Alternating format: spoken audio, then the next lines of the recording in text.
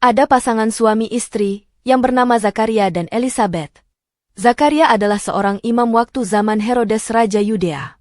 Zakaria dan istrinya adalah orang-orang benar di mata Allah, melakukan segala kehendak Allah, bahkan juga memberi diri dalam pelayanan kepada Tuhan. Namun, sampai usia mereka yang sudah tua saat itu, mereka tidak dikaruniai anak. Tapi hal itu tidak membuat mereka marah kepada Tuhan, atau membuat mereka malas melayani. Zakaria tetap setia melayani Tuhan. Sampai pada suatu ketika, saat tiba gilirannya untuk melakukan tugas pelayanan di dalam bait suci, untuk membakar korban persembahan bagi Allah. Di dalam bait Allah, seorang malaikat Tuhan yang bernama Gabriel menampakkan diri padanya. Zakaria ketakutan. Tapi malaikat itu menenangkan Zakaria. Dia berkata, "Jangan takut. Doamu telah didengar oleh Tuhan."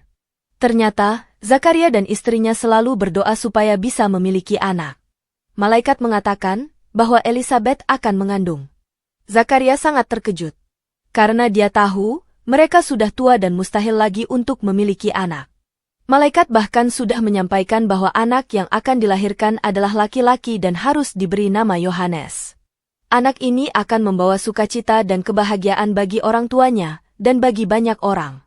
Ia akan jadi anak yang besar di hadapan Tuhan dan dipenuhi dengan Roh Kudus. Ia akan membuat banyak orang bertobat dan mempersiapkan kedatangan Tuhan. Karena Zakaria tidak percaya, maka malaikat menyampaikan bahwa Zakaria saat itu juga akan menjadi bisu. Tidak bisa berbicara sampai peristiwa itu benar-benar terjadi. Dia akan menjadi bisu sampai anaknya lahir. Waktu itu, umat Tuhan yang beribadah di luar bait suci bertanya-tanya, kenapa Zakaria lama sekali di dalam bait suci? Apa yang terjadi? Mereka langsung mengetahui bahwa telah terjadi sesuatu penglihatan kepada Zakaria di dalam bait suci. Setelah Zakaria keluar dari bait suci, ia sudah tidak bisa berbicara. Ia telah menjadi bisu. Dia hanya menggunakan bahasa isyarat untuk menyampaikan sesuatu hal kepada orang-orang yang ada di situ. Sesudah itu, Zakaria pulang ke rumah. Dan benar, terjadi seperti yang disampaikan malaikat Tuhan. Elisabeth kemudian mengandung. Kehadiran Yohanes merupakan suatu mujizat Allah. Karena Tuhan punya rancangan untuk kehidupan Yohanes. Yohanes nantinya akan mempersiapkan jalan untuk kedatangan Yesus.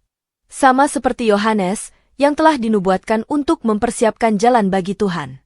Apa yang harus kita lakukan untuk mempersiapkan diri bagi kedatangan Tuhan? Kita tentunya selalu percaya bahwa Tuhan Yesus adalah sahabat dan penolong kita. Bina Anak Pelajaran 49. Judul: Persiapanku untuk Yesus. Pembacaan Alkitab, Lukas pasal 1, ayat 5 sampai ayat 25. Ayat untuk dihafal, Lukas pasal 1, ayat 13 dan 14.